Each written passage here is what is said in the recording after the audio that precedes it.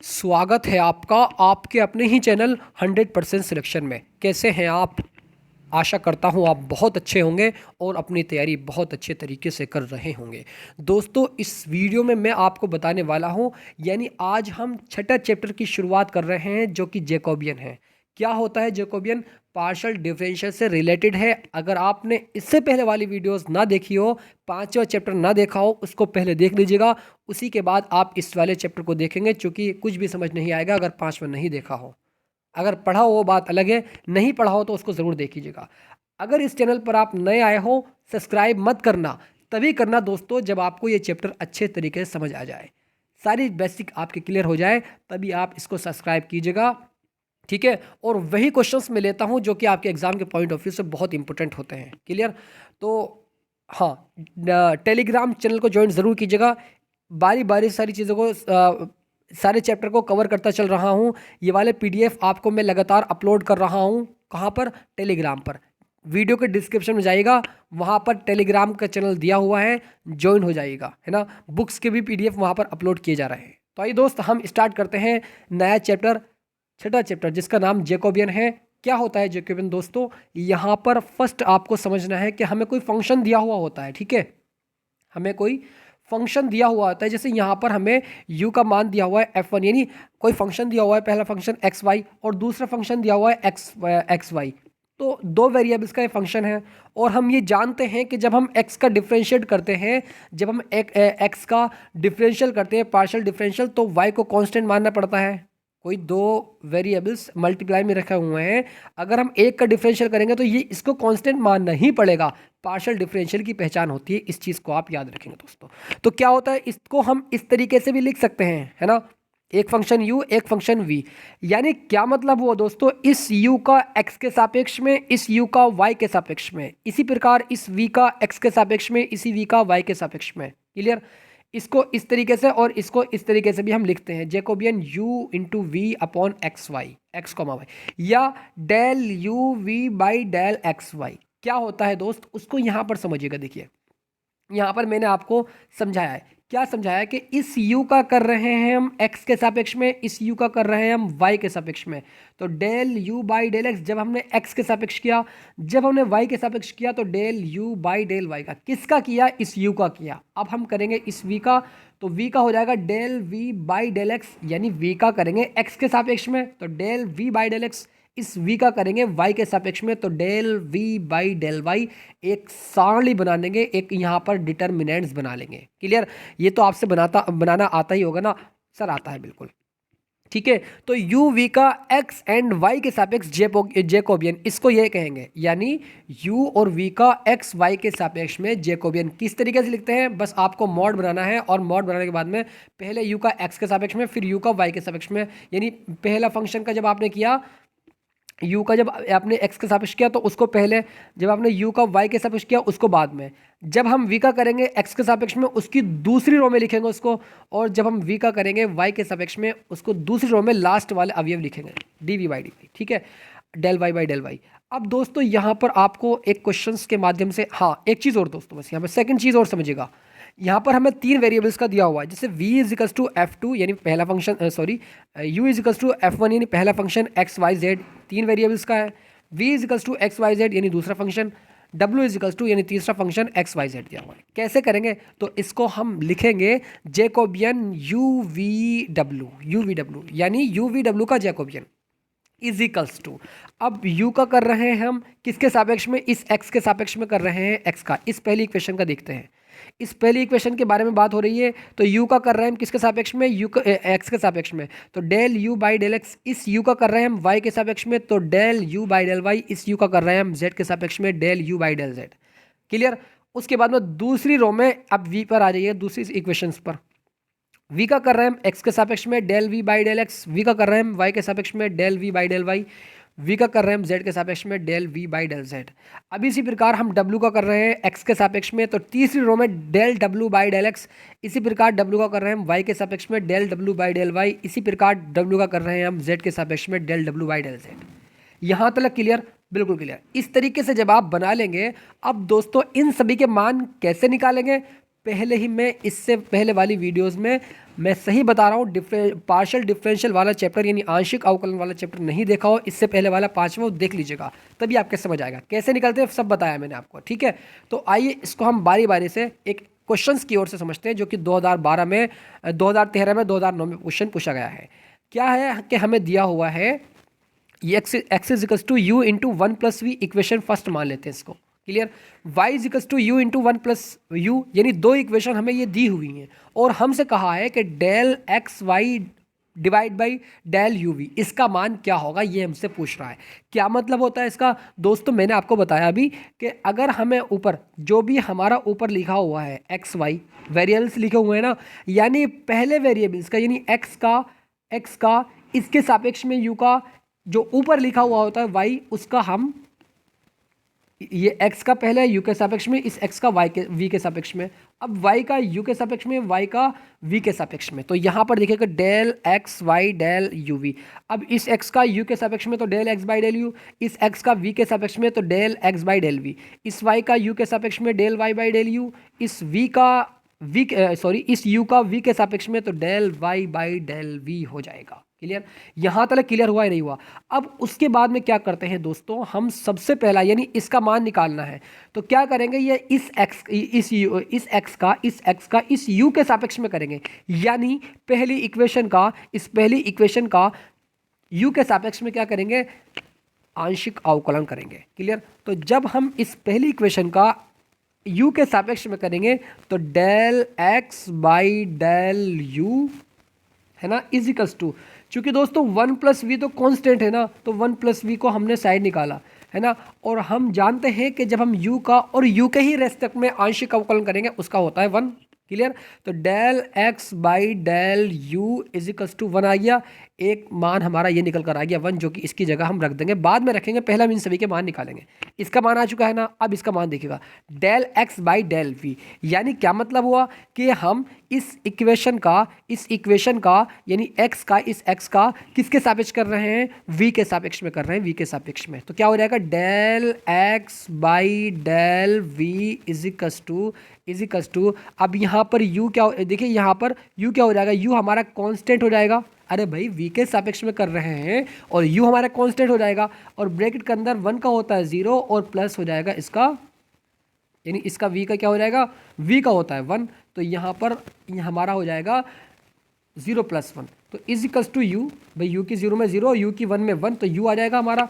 तो del x by del v, यानी हमने इसका मान भी निकाला, क्या आ गया, u आ गया इसका मान। अब बात करते हैं हम del y by del u की, तो अब हम जब del y by del u की बात करते हैं तो इस y का यानी इस वाली इक्वेशन का पहले u के सापेक्ष में करते हैं, तो del y by del u is equals to इसका करेंगे दूसरी इक्वेशन का, पहली का तो हो चुका है एक्स वाई के सापेक्ष यू वी के सापेक्ष में, अब हम यहाँ पर इसका u के सापेक्ष में कर रहे हैं, तो v कांस्टेंट, ये वाला v जो है ये कांस्टेंट, बचा 1 प्लस यू, तो 1 का होता है 0 और प्लस का इसका हो जाएगा 1। ठीक है, तो यहाँ पर इसका मान v ना आ जाएगा, तो del y by del u का मान v आ जाएगा। क्लियर, बिल्कुल क्लियर। उसके बाद में बात आती है del y by del v की, कैसे करेंगे, अरे भाई इस वाली इक्वेशन का अभी हमने u के सापेक्ष किया है, अब हम v के सापेक्ष कर देते हैं, तो del y by del v is equals to,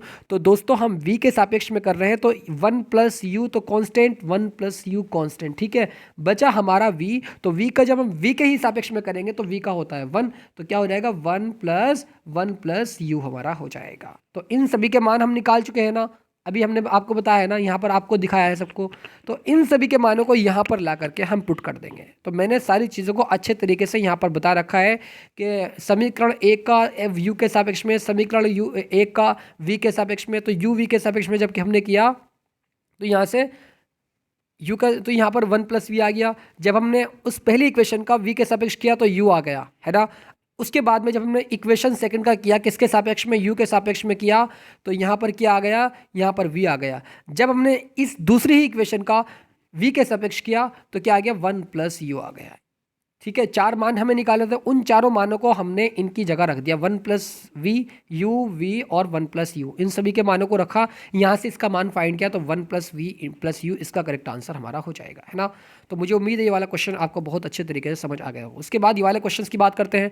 x का मान r cos theta, equation first दी हुई है, y is equals to r sine theta, दो इक्वेशन दी हुई हैं, और यहाँ पर हमें दोस्तों del x y by del r theta बताना है। अब दोस्तों यहाँ पर जो कि मैंने आपको भी बताया था, जो ऊपर लिखा हुआ है, जो ऊपर लिखा हुआ है, यानी उसका, यानी इसका, इस एक्स का आर के रेस्पेक्ट में करेंगे, है ना। इस एक्स का जो ऊपर लिखा हुआ होता है, जो ऊपर लिखा हुआ होता है, उसका हम नीचे वाले के सापेक्ष में करते हैं। कैसे करते हैं? सबसे पहले हम, इसमें 2 क्वेश्चन हमें दिए हुए हैं, एक ये सेकंड। तो पहला क्वेश्चन पहले हम सॉल्व करते हैं, और ये सॉल्व करने के बाद हमें आर लेकर आना है, यानी प्रूव करना है। कैसे करेंगे? तो आइए करते हैं। तो इसको हमने लिखा del x y by del r theta, del x y by del r theta. क्या मतलब हुआ इसका? कि इस x का r के सापेक्ष में तो del x by del r हो जाएगा, इस x का थीटा के सापेक्ष में del x by del theta हो जाएगा, इस y का r के सापेक्ष में del y by del r, इस y का r थीटा के सापेक्ष में तो del y by del theta हो जाएगा। क्लियर? इन सभी के मानों को कैसे निकालेंगे? बहुत आसान है। पहली इक्वेशन को r के रेस्पेक्ट में कर दो, r के रेस्पेक्ट में। जब हम इस x का r के रेस्पेक्ट में पार्शियल डिफरेंशिएट करेंगे तो del x by del r हो जाएगा, इजिकल्स टू आर के सापेक्ष कर रहे हैं, इस आर के सापेक्ष में कर रहे हैं, तो कोस थीटा हमारा कांस्टेंट, तो कोस थीटा हमारा यहाँ पर क्या आ जाएगा? कोस थीटा आ जाएगा, और आर का होता है हमारा 1, तो इजिकल्स टू क्या आ गया? कोस थीटा हमारा आ गया। यानी हमने इसका मान निकाल चुके हैं। अब बात आती है del x by del theta की, यानी हम एक्स का, यानी इस वाली इक्वेशन का किसके सापेक्ष कर रहे हैं? थीटा के सापेक्ष कर रहे हैं। तो इसका अब थीटा के सापेक्ष कर दो, तो del x by del theta equals to अब क्या हो जाएगा दोस्तों? अब यहाँ पर देखिए, इस वाली इक्वेशन का हम किसके सापेक्ष कर रहे हैं? थीटा के सापेक्ष कर रहे हैं, है ना। तो r क्या हो जाएगा? कांस्टेंट, तो r हमारा कांस्टेंट हो जाएगा इसमें यहाँ पर, ठीक है। और कोस थीटा का होता है माइनस साइन थीटा, तो इनटू माइनस साइन थीटा हमारा क्या हो जाएगा? इनटू माइनस साइन थीटा हमारा हो जाएगा। तो यहाँ से हम क्या इसको नहीं लिख सकते हैं माइनस के आर साइन थीटा? तो बिल्कुल लिख सकते हैं माइनस के आर साइन थीटा। तो हमारा इसका del x by del theta का मान आ गया इस सेकंड का। अब निकालते हैं सेकंड इक्वेशन से इसका तीसरा मान, यानी इस वाली इक्वेशन का किसके सापेक्ष में? आर के सापेक्ष में, आर के। तो जैसे ही हम इसका आर के सापेक्ष में करेंगे तो del y by del r equals to, r के सापेक्ष में कर रहे हैं तो साइन थीटा कांस्टेंट, तो साइन थीटा हमारा क्या आ जाएगा? कांस्टेंट आ जाएगा। बचा हमारा आर, और आर का होता है 1, तो यहाँ से साइन थीटा ना आ जाएगा तीसरे का मान, इसका मान तो बिल्कुल आ जाएगा। अब बात आती है इसकी, तो जब हम इसका करते हैं तो डेल वाई किसके सापेक्ष में? यानी इस वाली इक्वेशन का थीटा के सापेक्ष में। अभी तो किया हमने आर के सापेक्ष, अब थीटा के सापेक्ष में, तो del y by del r, नहीं अभी आर के सापेक्ष तो कर चुके हैं ना, डेल थीटा के सापेक्ष में करेंगे ना, आर के सापेक्ष तो कर चुके हैं, अब थीटा के सापेक्ष में, तो del y by del theta equals to, अब चूंकि हम थीटा के सापेक्ष में कर रहे हैं तो आर कांस्टेंट, तो आर लिख दिया हमने, बचा साइन थीटा का होता है कॉस थीटा, डिफरेंशिएट, तो कॉस थीटा हो जाएगा equals to r cos theta. तो दोस्तों इन सभी के मानों को निकाल चुके हैं ना? बिल्कुल। तो मैंने इन सभी के मानों को निकाल करके इनकी ही जगह रख दिया, सबकी जगह रखने के बाद में किस तरीके से निकाला अभी मैं आपको बता चुका हूँ सारी चीज़ें, ये निकला हुआ है सारी चीज़ें, आप अच्छे से समझ जाएंगे इस चीज़ को, है ना।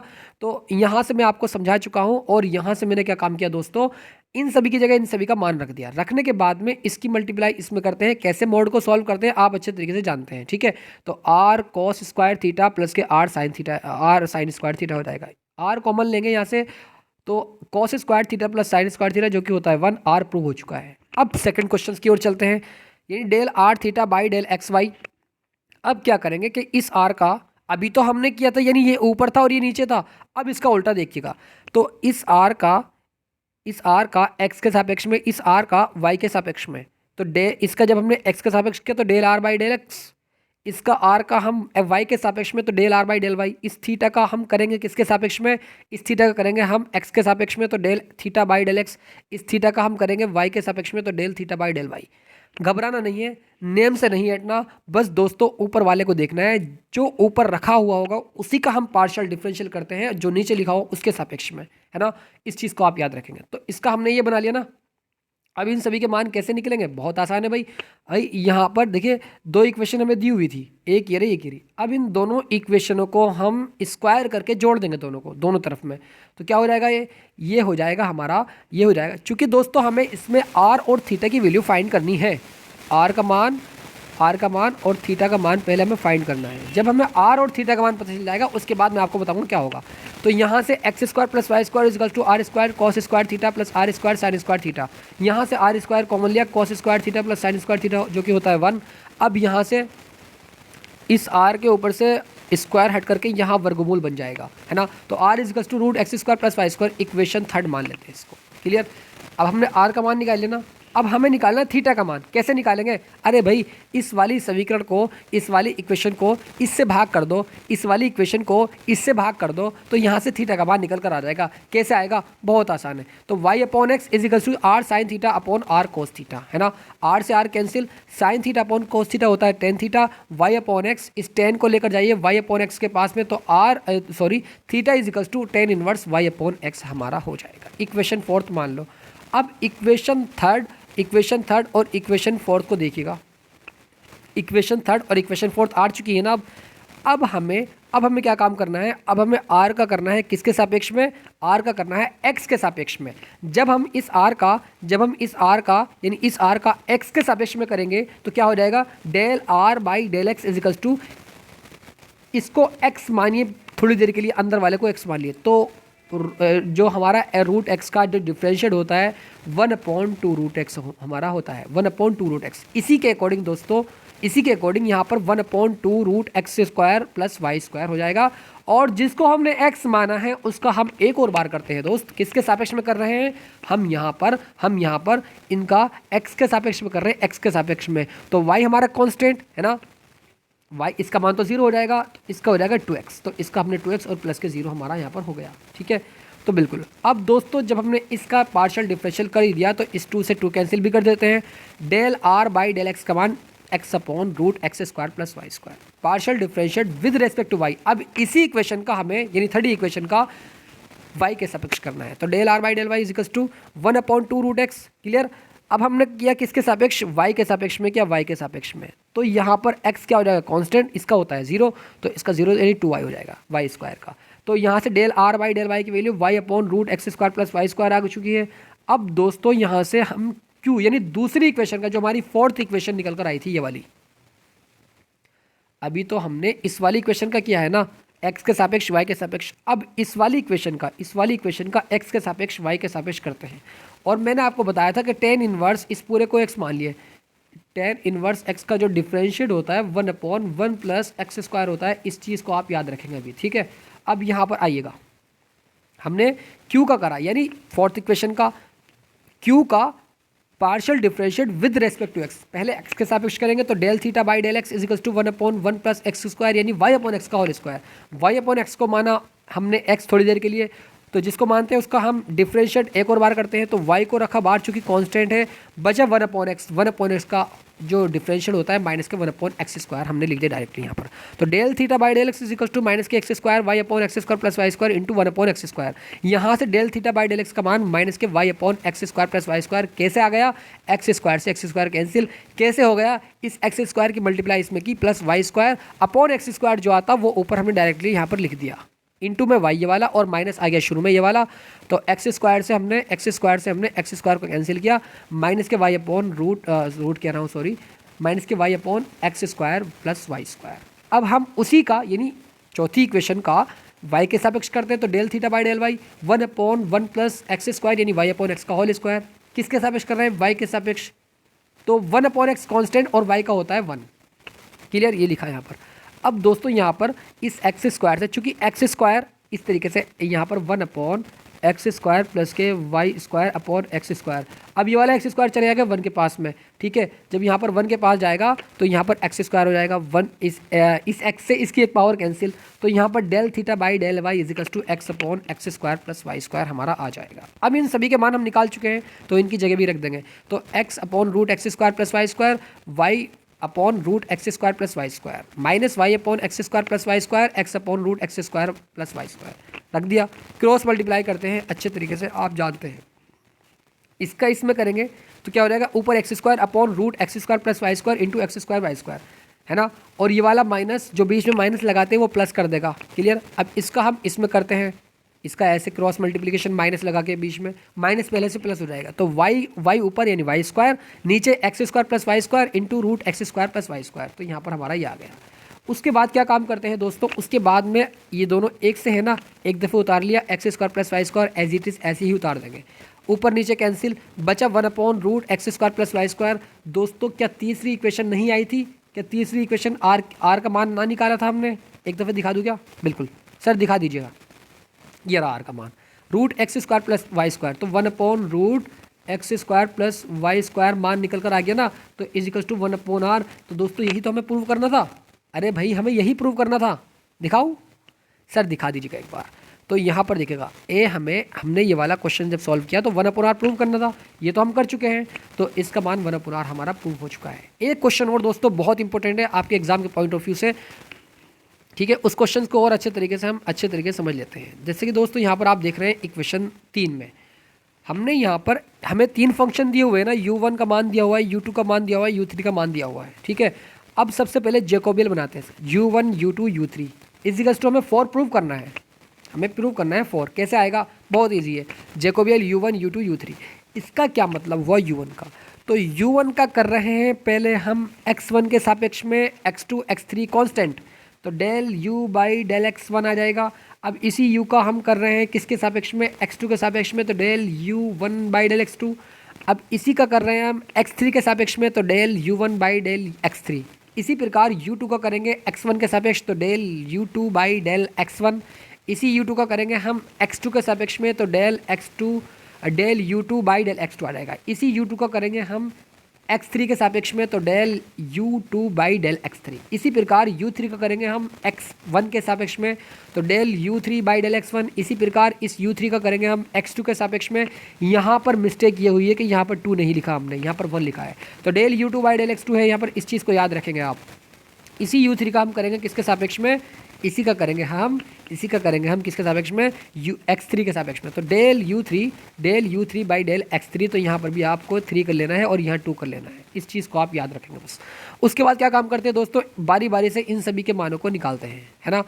तो अगर मैं आपसे बात करूँ इस वाले पहले वन की इस वाले पहले की बात करूँ मैं, इस वाले की u1 की, तो इसका हम पहले x1 के सापेक्ष में करेंगे, है ना। तो डेल u1 बाई x1, जैसे कि आप यहाँ पर देख रहे हैं x1 के सापेक्ष में इसका, इस वाले का, तो जब हम x1 के सापेक्ष में करेंगे तो x2 x3 कांस्टेंट और 1/x1 का क्या होता है, माइनस के 1/x1 का होल स्क्वायर, क्लियर।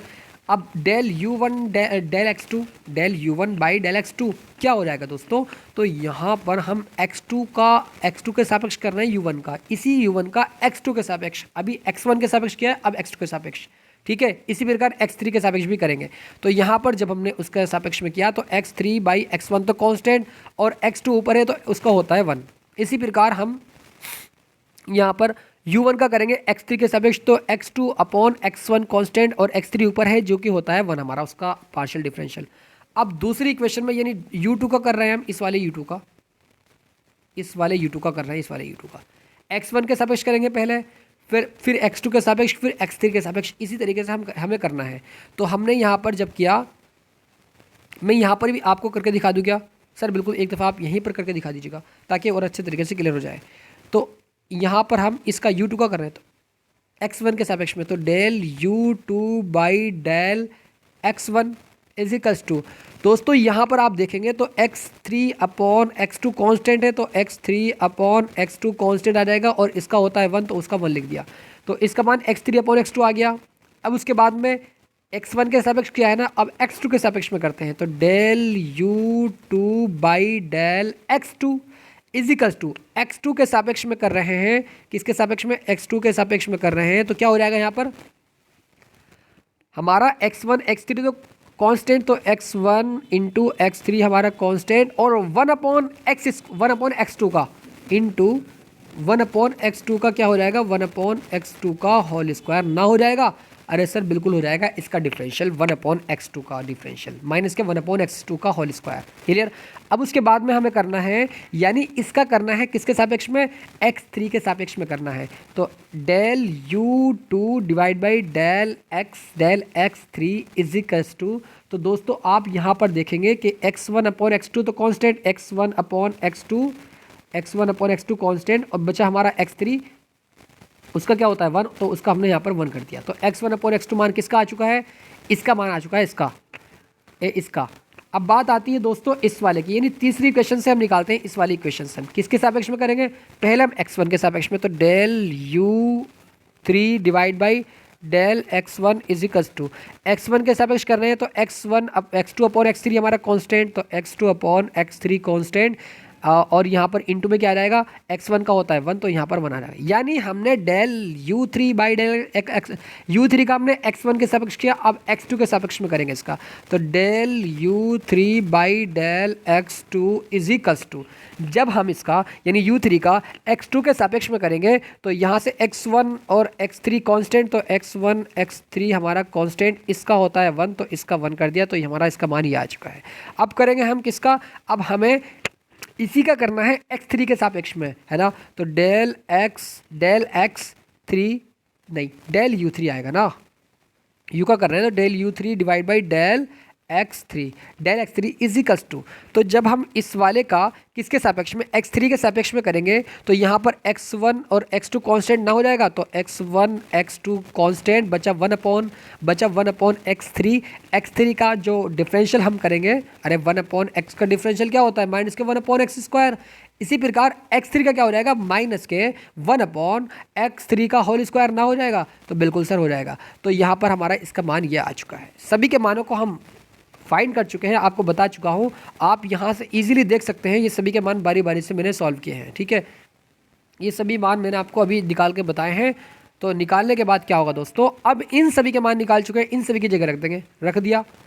सभी की जगह रखने के बाद क्या होगा, इन सभी की जगह मान रखने के बाद हमने क्या काम किया, इसमें हमने प्रॉपर्टी लगाई, यानी R1 R2 R3। हमने देखा कि x1 का होल स्क्वायर, x2 का होल स्क्वायर, x3 का होल स्क्वायर, ठीक है, और यहाँ पर x1 x2 x3 x1 x2 sorry यहाँ पर हम रो के अकॉर्डिंग चल रहे हैं ना। अरे भाई x1 का स्क्वायर, x1 का होल स्क्वायर यहाँ से कॉमन लिया, तो यहाँ से इसमें से x1 का होल स्क्वायर, इसमें से x2 का होल स्क्वायर, इसमें से x3 का होल स्क्वायर कॉमन लिया, तो क्या हो जाएगा, हमने यहाँ जब हमने यहाँ बाहर कॉमन निकाल लेंगे तो डिवाइड में आएगा ना 1/x1 का होल स्क्वायर इंटू x2 का होल स्क्वायर इंटू x3 का होल स्क्वायर। तो यहाँ पर हमारा x2 x3 माइनस में, और यहाँ पर x3 x1, यहाँ पर x2 x1, इसी प्रकार x3 x2, यानी हमने इसमें से भी कॉमन लिया है ना, तो x3 x2 बचेगा, x3 x1 बचेगा, x1 x2 बचेगा, इसी में से भी हमने ये कॉमन लिया है, तो यहाँ पर हमारा x3 x2 और x1 x3 और माइनस के x1 x2 बचेगा कॉमन, यानी हमने रो में से x1 का होल स्क्वायर, x2 का होल स्क्वायर, x3 का होल स्क्वायर क्रमशः, यानी R1 में से x1 का होल स्क्वायर, R2 में से x3 का होल स्क्वायर, R3 में से x3 का होल स्क्वायर, सभी में से कॉमन लिया। कॉमन लेने के बाद हमारे इस तरह का आ गया। अब हमें दोस्तों यहाँ से क्या काम करना पड़ेगा, यहाँ से हमें कॉलम के अकॉर्डिंग देखना है। तो यहाँ पर देखेंगे तो x2 x3 x2 x3 x2 x3 x1 x3 x1 x3 x1 x3 x2 x1 x2 x1 x2 x1, यहाँ से हमें कॉलम में से क्या लेना है, कॉलम में से यहाँ से हम कॉमन निकाल लेते हैं, किसको, कि अगर इस कॉलम में से x2 x3 को कॉमन ले लें तो ये आ गया, इस कॉलम में से x1 x3 को कॉमन ले लें तो ये हमारा ये आ गया x1 x3, इसी प्रकार यहाँ से हम x2 x1 को कॉमन ले लें तो ये आ गया। ठीक है, क्या बचा अंदर सारणी के अंदर, -1 1 1 1 -1 1 1 1 -1। इसको जब आप सॉल्व करेंगे दोस्तों, इसको जब आप सॉल्व करेंगे तो यहाँ से 4 आ जाएगा, प्रूव हो चुका है। मुझे उम्मीद है ये दोस्तों बहुत अच्छे तरीके से मैं टॉपिक को कवर कर चुका हूँ और क्लियर कर चुका हूँ इस टॉपिक को। कहीं भी आपको दिक्कत आती है, प्रॉब्लम आती है, आप मुझे डायरेक्टली कॉल कर सकते हैं, किस नंबर पर, 9997, कहीं भी डाउट होता हो तो 574396। बहुत आसान है दोस्तों, ज़्यादा हार्ड नहीं है, बहुत आसान है, बस थोड़ा सा कंसंट्रेशन बनाए रखना है आपको। तो मिलते हैं फिर नेक्स्ट वीडियो में, तब तक के लिए बने रहिएगा students. God bless you, love you and take care.